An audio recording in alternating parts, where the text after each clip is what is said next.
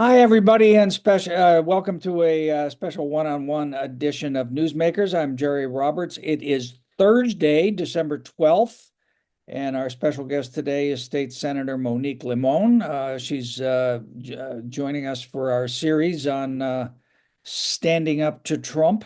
She's speaking to us from Sacramento today. You're still in Sacramento, are you? So I'm actually in DC.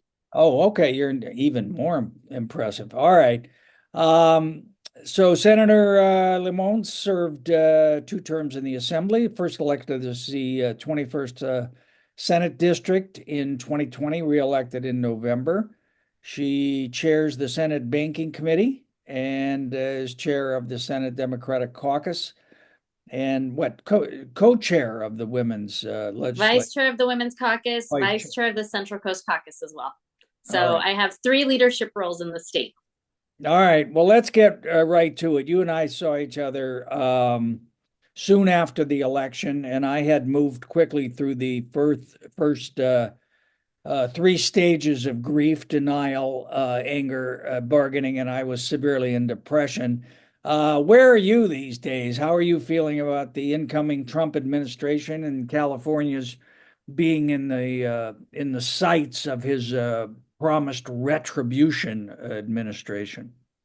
Well, I think from my perspective, I'm in the period of acceptance, right? Like the vote is what the vote is, and so there's definitely a level of just concern that comes from what has been said, that could happen to California, that may happen to California, and I think that that's why you see the California State Legislature look at opening special session. So we opened up our special session on December 2nd as a way to just start preparing for changes that we may see.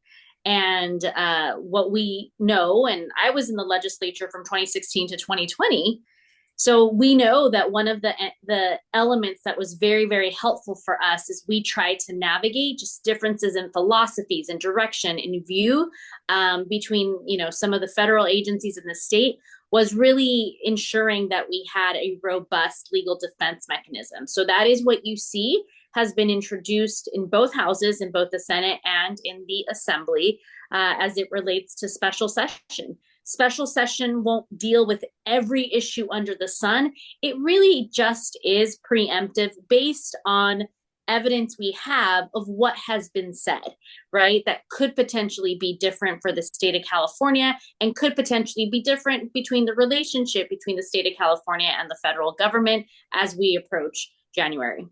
All right. Let's just talk a little bit about that special session. The regular legislative session won't begin till next month. The Governor Newsom, did this specifically, as he said, to Trump-proof California. It seems like it's had two basic purposes. One is to boost Gavin, but we'll put that aside for the moment. The other, as you point out, was to approve $25 million more for the State Department of Justice, specifically for lawsuits that the state would be filing or would have to defend itself against. Is that the sum and substance of it? Right. And the assembly introduced a version that's $25 million for the attorney general's office, and that is to boost and reinforce just legal services and defense tools for that agency. The Senate introduced a 25 million again for our attorney general's office, but also 10 million for our county councils and our city attorneys. What we learned from 2016 and 2020 from that time period was that at times it was our county councils and also city attorneys that were leading the charge on specific things. Often it was some of the bigger cities and the bigger counties. And so slightly different versions that have been introduced between the Senate and the Assembly at the moment. And that's what special session will do. It will generate a conversation, a public, debate in terms of where we may invest funds and what those funds could be used for. Okay. All right. Well, let's talk about some of the things that it could be used for. And I guess first on the list is going to be probably immigration issues.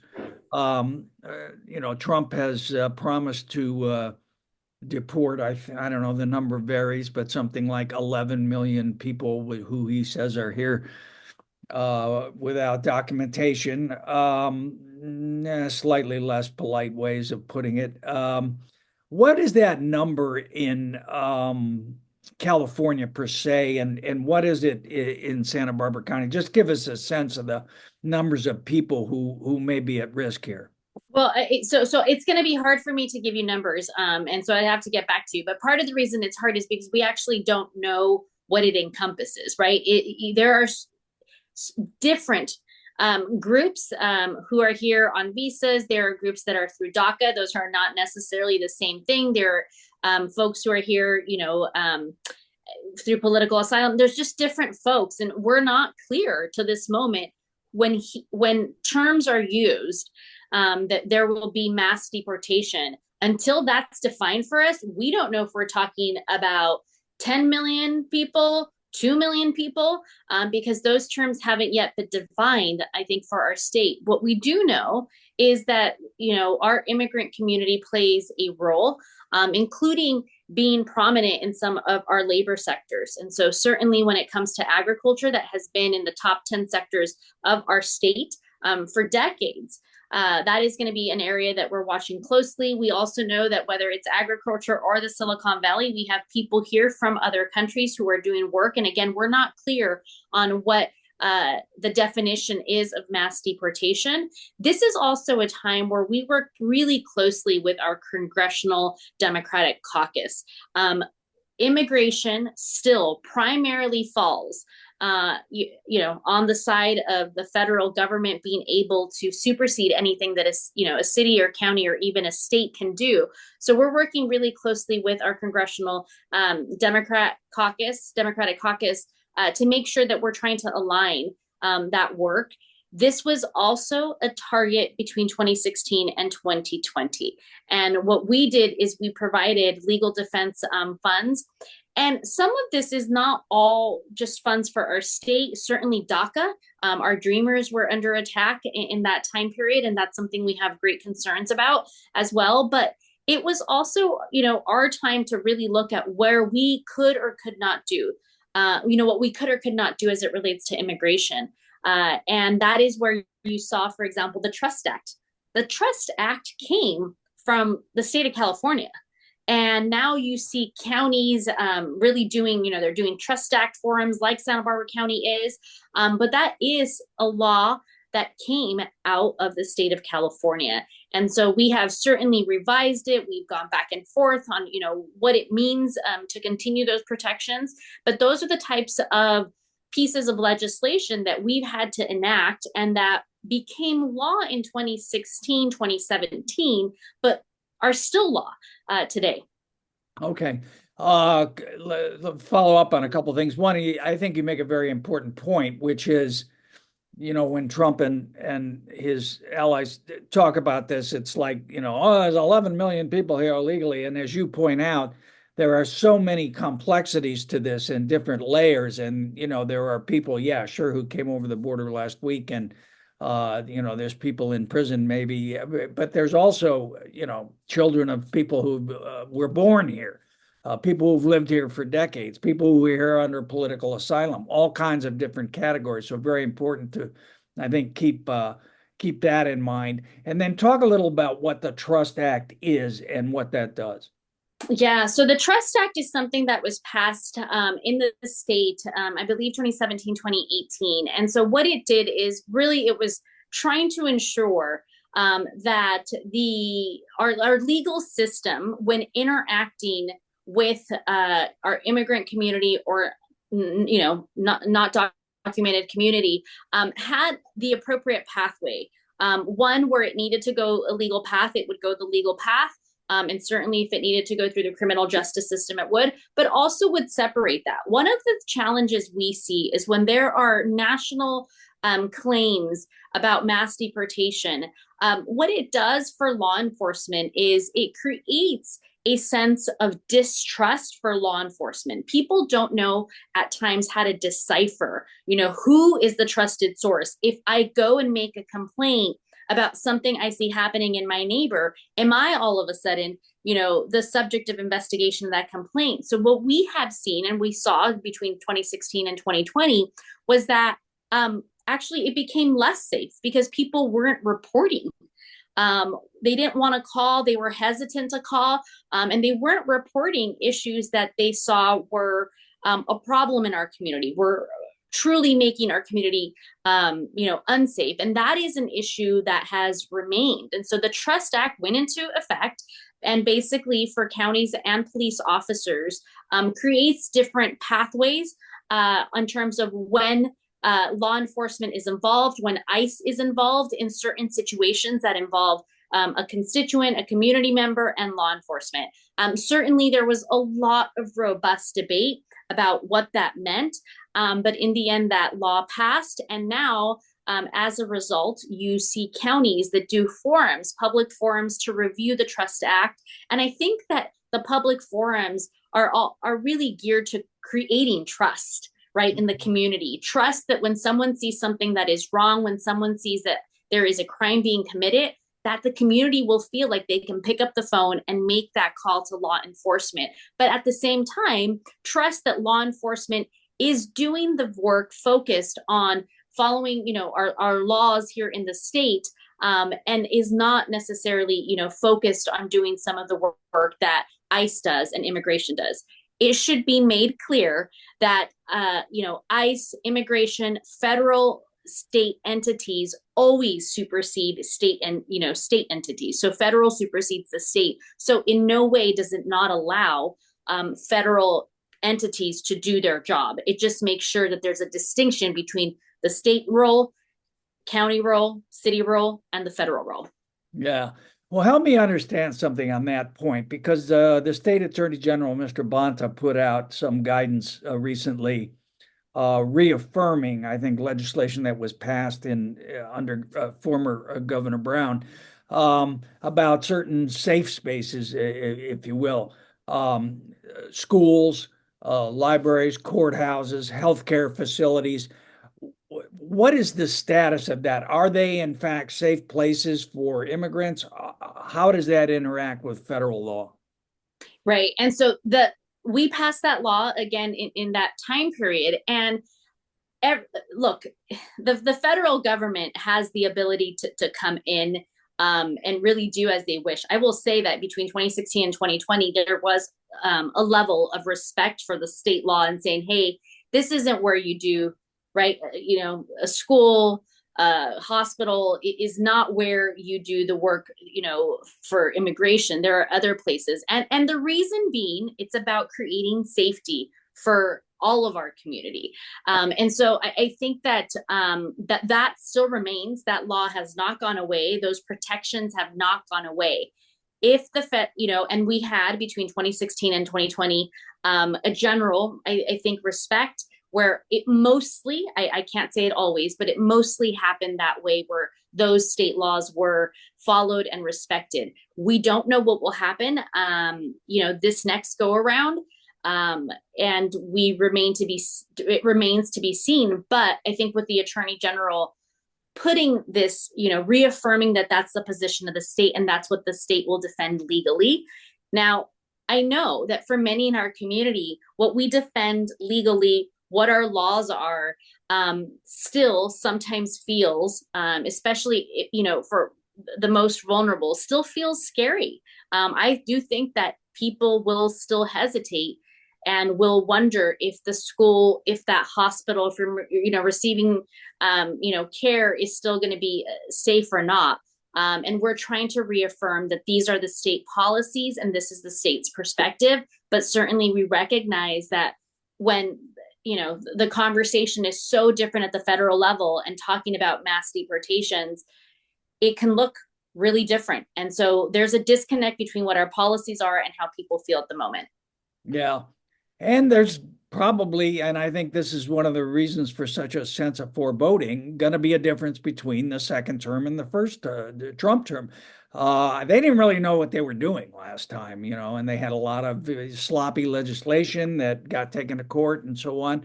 And now you got this creepo Stephen Miller, in the White House. I don't know what, he was shunned in the high school cafeteria, what his problem is.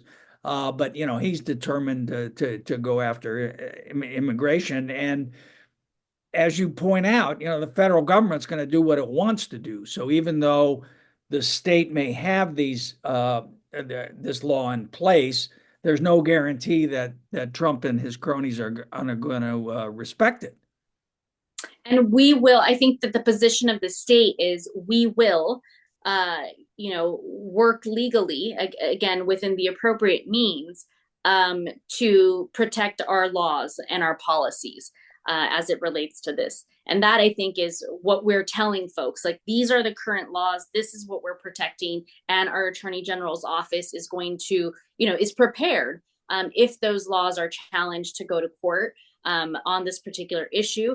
At the end, the federal laws supersede state laws. And so we will certainly, follow that. But it's been said and it's been recognized that in the first term, those first 4 years, California had about 122 lawsuits and won over 80% of them. When it came to these disagreements we had, I don't think anyone is excited about that number as much as it's just reflective of the number of issues that became problematic and where there was a true disconnect that could only be solved through our judicial system. And again, again, the issues of the second term, many fewer guardrails than there were. I mean, they control the House, they control the Senate, the White House, certainly the Supreme Court, and many more Trump judges out there as well now. That said, I want you to expand a little bit on some of the comments you just made. Could we, it's easy to talk about this in terms of millions of people and this policy and that policy and that. I mean, these are human beings that we are talking about. What are you hearing from within your district, from people about the level of fear, about the concerns that they have? Can you characterize that for us? Yeah, I think immediately I will say that cities and school districts in particular have reached out either to me directly or to, our office. So they've reached out with concern, wanting to know what protections are in place. So part of the reason that our Attorney General put out something last week is because we were all, I would say within the first 48 hours of the results of the election, people were reaching out, people who represent cities, school districts, right? Community organizations, nonprofit organizations. And so I, have certainly heard immediately that there is a need to, one, clarify what our current existing laws are in the state, and second, to reinforce them, right? Reinforce that this is what we are going to do. And, from my perspective, that's part of how we got to a special session. That it wasn't just, we woke up, there was an absolute immediate need. For me, the morning after the election at 8 a.m., the mountain fire broke out. The mountain fire broke out, and that was all in the Senate district, right, in the Camarillo area. And that's the Senate district I represent. And so within 24 hours, we were having conversations about whether or not this would qualify for FEMA assistance. And so I think that it's important to recognize that the conversations about fear, about concern, one is evidence-based. And that evidence is what an incoming president has said may or may not happen. So people aren't taking this from thin air. They're basing it on words that have been said by a really important figure for our nation. And so I think that that's one, just something that needs to be recognized off the bat, that that this fear and concern is based on evidence. Perhaps there has not yet been action taken, but certainly there has been a threat of action. And I think that is, important in this piece of conversation.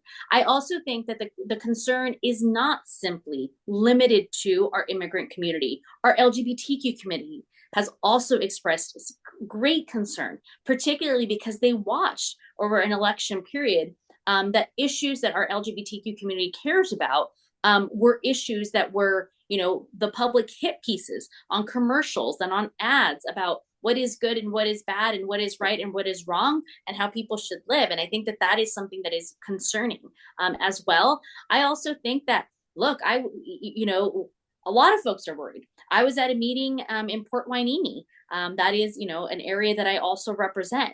And the conversation there was all about the concern related to tariffs and the real impact that that could have on jobs and people who work in the industry, right? Who may not even share the same political ideology that I do, may or may not, who knows, right? Who are very concerned that it will have the opposite effect, that imposing the tariffs, as has been said, could have a negative effect, could actually make the cost of things in California and our country more expensive, and we could lose jobs. So I share this with you, and the list goes on. Look, it's not just tariffs, right? Like it's so many different things. It's the federal assistance, it's transportation money. My gosh, there's a great concern at this moment, just about Medicare overall and the partnership between the federal government and California to expand our healthcare system. And what we've been able to do because we work with Medicare and Medi-Cal, and that creates an expansive program. So the concerns are coming from what has been said. And what has been said has touched so many different areas. Absolutely. I would say that, our immigrant community, LGBTQ community are very, very, vulnerable. I will also say that the concerns are coming from a lot of different folks. And while we don't know what will actually translate from a comment to action, we do feel in the state of California, we need to begin to prepare. And we do take what is said by the incoming president of the United States as serious. Yeah. And, just to back up you mentioned the mountain fire. During the campaign, Trump very explicitly said that he would withhold disaster relief for wildfires for California.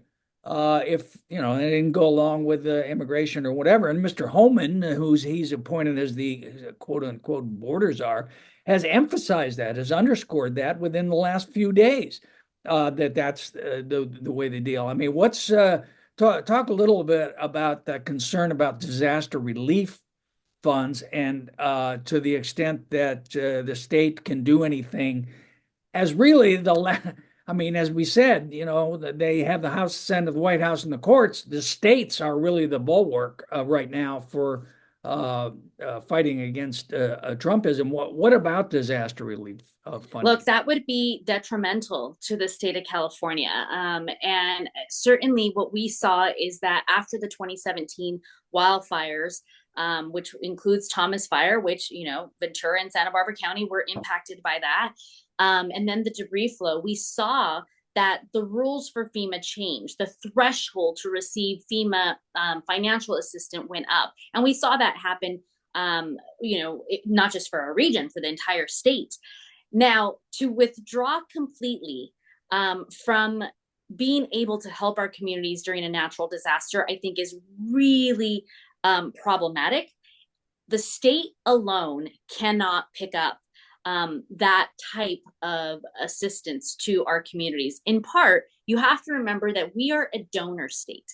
For every dollar that we send to the federal government, we don't get that full dollar back. We get cents back. So as a result, to see, the state, pay our portion and then some to the federal government and not be able to then receive services. I mean, it's one thing to say, hey, the formula is changing. It's another thing to say, we're just not going to help California. I think of, for example, not just people who have been impacted in the Central Coast. I think of also areas that are actually, more red counties, like where the Paradise Fire was. Like, I don't understand why that type of certainly I don't subscribe to believing, in a moment of crisis and emergency, we all help everybody. It's not about whether you like someone or not. You help folks in our community. And it's certainly a philosophy that is hard for me to understand. It's hard for me to understand why, when we take that oath of office to uphold the Constitution of the United States, and in my case, the state of California as well, and we make that oath to help our community, why, someone would, from the get-go, not knowing the situation or concern, say we're just not going to help California during wildfires. So it is a real concern for our state, particularly a state that has wildfires. I think it should be a concern for the Central Coast in particular, because we know wildfires in a very intimate way, and they are very difficult. And look, these are conversations that, as a state representative, we don't have in silos. We have them with our partners. And for every natural disaster that has happened while I have been in state office, there is a call that is made to county officials, to, our Congress member Carbajal. In this case, it was Brownlee for the Camarillo area. Like, we work hand by hand, like hand in hand, to be able to ensure that the state is talking to the federal level, that we're trying to funnel the resources accordingly, that if there are issues with either FEMA or Cal OES or Caltrans or whatever entity is involved, we're all calling each other to try to, again, do the right thing for our community. And this is independent of whatever party we have. This is just what we do. This is what we do in this particular area. And I think it helps our constituents. And so in the absence of that kind of partnership, in the absence of caring to do the right thing, in the absence of saying we're helping everybody, you have this result that is really concerning when someone says, we're just not going to help you. Yeah. Let me ask you a couple questions about environmental related subjects. First of all, under Joe Biden, there is now, as I understand it, a $7,500 rebate for purchasing an electric vehicle. Trump has made clear he's going to do what he can to get rid of that. The governor has said the state would step in, perhaps, to either match or try to match that subsidy. Where does that stand? Well, the governor's comments were related to our cap and trade program. And so we have a cap and trade program that is up for reauthorization. And there are active discussions happening with our California Air Resource Board. But also on the Senate side, I'm actually leading that conversation through our leader, Pro Tem McGuire. And we have a working group in the Senate. So I've been pretty engaged in the cap and trade. So the governor's idea was that not that those rebates would come from the general fund, but they could potentially come from the cap and trade that generates GGRF funds, so they're greenhouse gas emission reduction funds that are aligned to that. That decision has yet to be made. I don't believe that it will be made during a special session. I think it will be made through a regular decision on whether we use those funds that are designed specifically to reduce greenhouse gas emissions in our state, whether the rebates would be the appropriate way to direct those funds or not. Those funds at the moment go for a lot of different things that reduce greenhouse gas emissions. And it should be noted that transportation actually is a high producer of greenhouse gas emissions. So there are certainly investments in trying to ensure we have less cars that use fossil fuels that are used in our state, because that's not aligned with the reduction. So it's TBD. Yeah. If you weren't such a polite person, I would say, gee, it almost sounds like Gavin Newsom went out and started shooting from the hip. Let me, how about our California traditionally, or for many decades at least, has had tougher than national auto emission standards. Again, something that has been targeted or mentioned during the campaign as something, we're not going to let you get away with that. There was an attempt made to do that during the first Trump term. State ended up negotiating separate deals with certain automakers. Give us a state of play on that one. Well, that one is definitely one we are watching because, again, it's been called out. And we did what California did in the first term was we just negotiated with the automakers. So you didn't necessarily need the federal law, but automakers agreed that this was the direction that they would be going in. And so we continue to have those conversations with automakers themselves about being able to ensure that we meet our goals, which is certain number of vehicles in X period of time, that are sold in our state for electric vehicles. So that's going to continue to happen. But we're watching. I mean, there have been, several things. The list is a very long one where California laws or a California policy or a position, sometimes they're not even laws, they're just position, are what's being questioned. And so we will continue to watch that. And I think that this is what, in the state of California, being the fifth largest economy of the world, it does put our state in a position that is unique in the sense that automakers want to work with us. Automakers want to sell cars here in the state of California and want to be partners. So the desire and interest isn't just from a body of elected officials to move in this direction. It's from our constituents. It's from automakers. It's from the market and business folks as well that see that this is the direction that the world is going in. And the fact that California has taken the lead has had its challenges, but it's still very important because California, leads the way in these conversations and also in the sales. They see that, the sales do well in the state of California, and that matters to them. All right, real quick on a couple of healthcare matters. Project 2025, which of course Trump never heard of, but as he's now made the primary author, the head of the Office of Management and Budget in his White House. One of the things it proposes is effectively putting in place a federal abortion ban. And obviously, Californians have voted to enshrine abortion rights in our Constitution and so on. But we've also had policies that have made this a place where women from other states can come and have abortions, as well as, I think, worked with other states to stockpile abortion medications. And all of those things, I think, are going to be in play. Talk about the Comstock Act of 1857 or wherever the hell it was, to try to enact a federal abortion ban. What's your take on that? Well, the good news is California is prepared, right? I feel like California has been working on this and hasn't stopped, reinforcing the access to care, our funding, even since 2016, right? We continue to do it even under this, the Biden administration. And so Assembly Member Maggie Carell actually introduced a bill related to the Comstock just on December 2nd. And so Attorney General Bonta and her, she's an active member of the Women's Caucus for the legislature. So I'm the vice chair of that caucus. And so we're on it.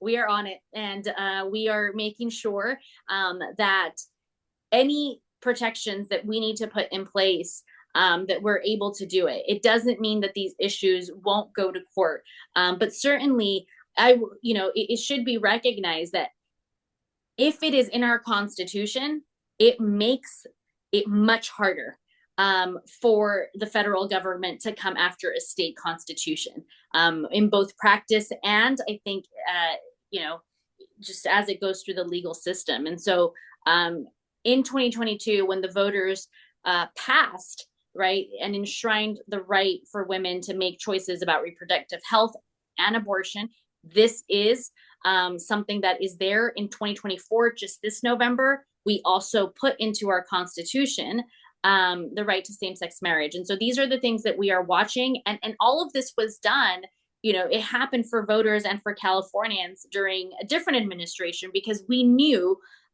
if something is targeted once, there could be a world where it's targeted again. So I feel that it's something we're going to have to keep looking at. We're going to have to be, continue to work with all of our partners at the state level. And that, we have very active partners along the Central Coast Planned Parenthood, and many other orgs are really, part of these greater conversations about the resources that are going to be needed to ensure that if the feds come after California, we're in place. But I will say specifically on the Comms Act, a bill has been introduced.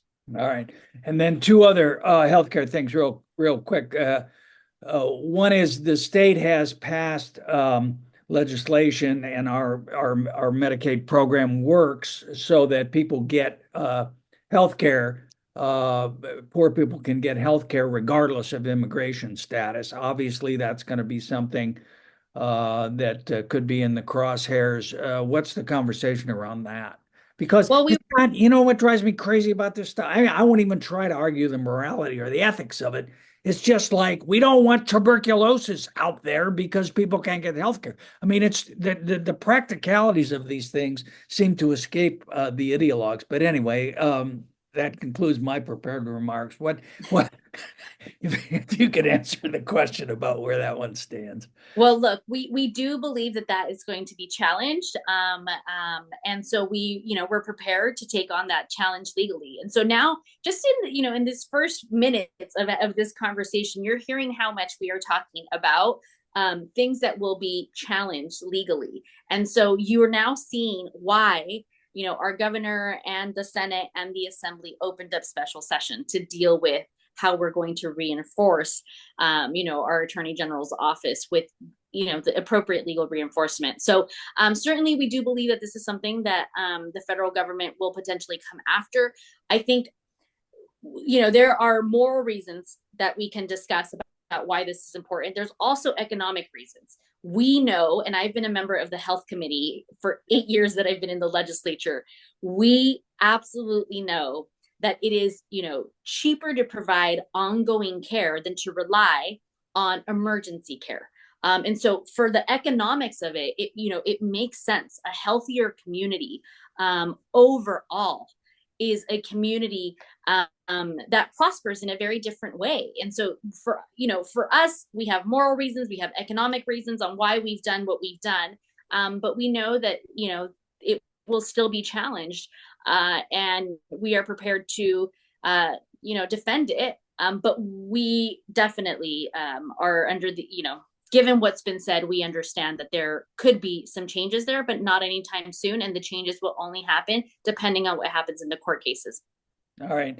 And then the other piece of it is under the Biden administration, subsidies for the ACA for Obamacare were increased in 2021. Those expire in 2025. It appears, Republicans are already talking about doing away with those, or maybe Elon Musk, who now runs the government apparently, is going to do away with them. How concerned are you that the at least the aspiration for universal coverage is going to just come to an end?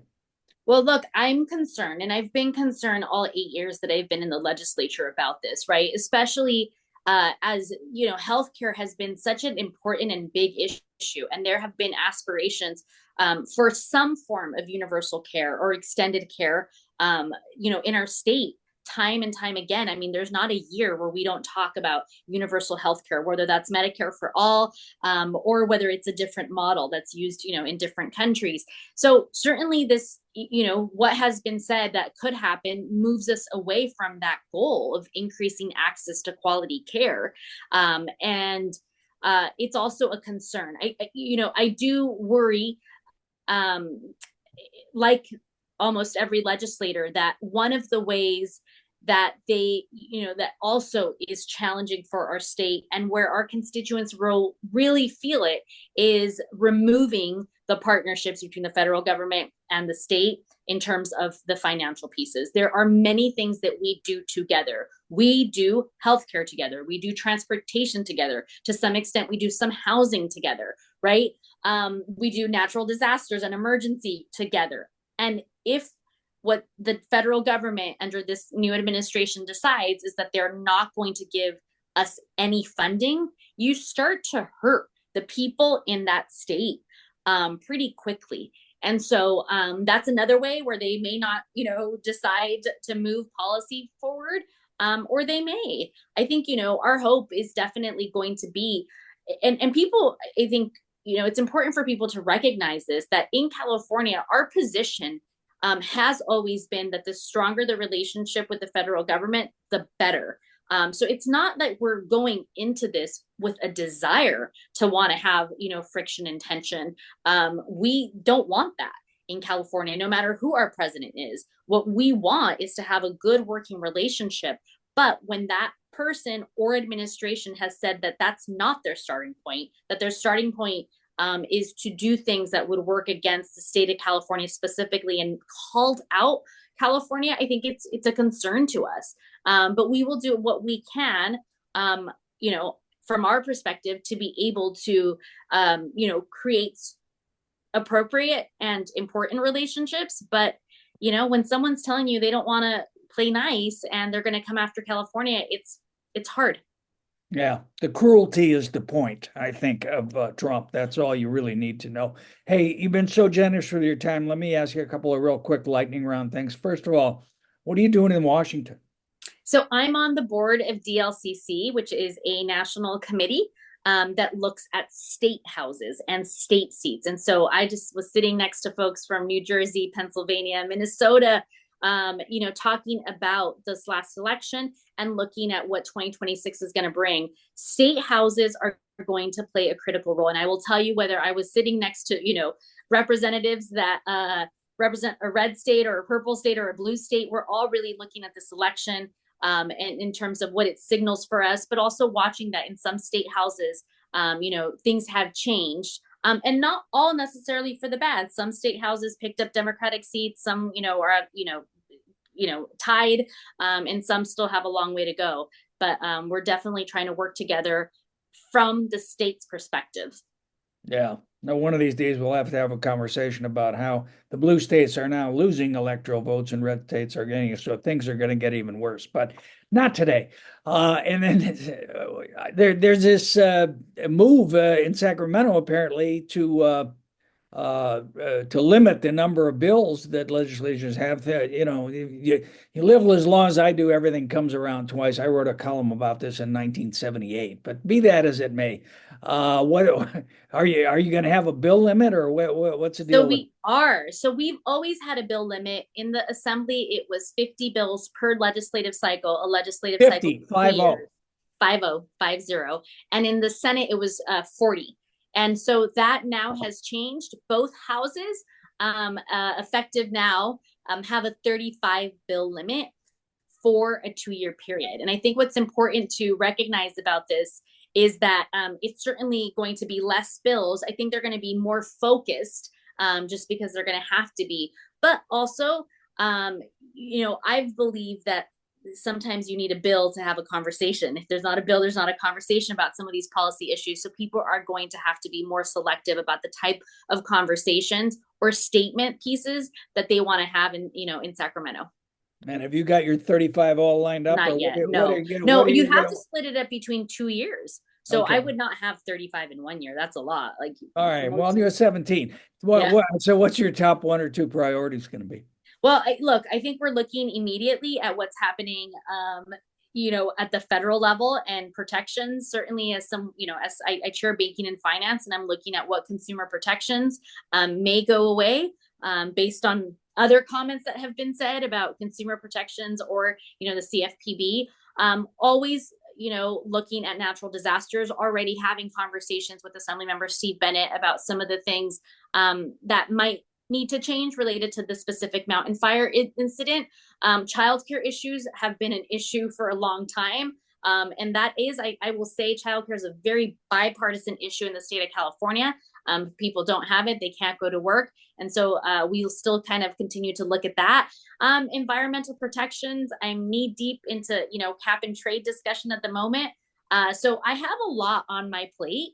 As vice chair of the Women's Caucus, we are absolutely looking at all issues related to women, whether it's pay equity, reproductive health access, you name it. We're looking at what we need to ensure and strengthen up. And then as the Central Coast vice chair, working with other Central Coast members on issues related to the Central Coast. We would love to be able to really think about regional issues as it relates to transportation and housing in terms of where we could land. The insurance issue is a big issue for the Central Coast, huge issue. Since the Thomas fire, I have not had 1 week where we don't have an open, what we call an open case in our office related to homeowners insurance, but that has now expanded to not just homeowners insurance, but also business insurance and auto insurance. And so we're seeing a lot of non-renewals, and that continues to be a big issue. So I'm not short of priorities that are driven from the district. All right, fair enough. And as we say goodbye, what's your message to people in Santa Barbara who are concerned about the next 4 years or what's going to happen, and what are you in a position to do about it? So look, as a state representative, and I think the state, we are preparing. We've gone from acceptance mode to preparation mode, and we'll go to action mode as we know more. Our action has to be tailored to, what comes down that's specific, but we're prepared. We've gone through this before, but we also as a state have, when I say we've gone through it, we've had our challenges, but we've also been able to come out of really difficult moments. And nothing that we do in silos. We work together with other elected officials at all levels, but we also work in community. And I think the community has shown time and time again, they've signaled to us what's important. They've also showed us that, like, look, this is going to be a partnership between the government and also other entities. So many nonprofits at this moment are stepping up. They are stepping up to also try to address these issues. And many of them are trusted entities in our community. So my message is we're prepared. We're going to do this together. And that we will, design our response and our action based on what comes down. But we won't do it alone. And certainly as a representative, I know how much weight falls on the state at this moment, and I don't take that lightly. So I'm prepared to do this work and honored that I get to do it, but know that I'll need the community to do it together. All right, State Senator Monique Limon, thank you so much. I always appreciate your time. I appreciate what you do. You're in it for the right reasons, and that seems to be a diminishing quantity these days. I greatly appreciate your time. Thank you. Well, thank you, Jerry, for doing this. You always make sure that our community has access to us as electeds, but also to the information. And so I really do appreciate, because that's also becoming a rarity, that you really, dig deep to give our community members access to the information and to hear it from us. So thank you. Take care. All right. Thank you. Happy New Year. Happy New Year.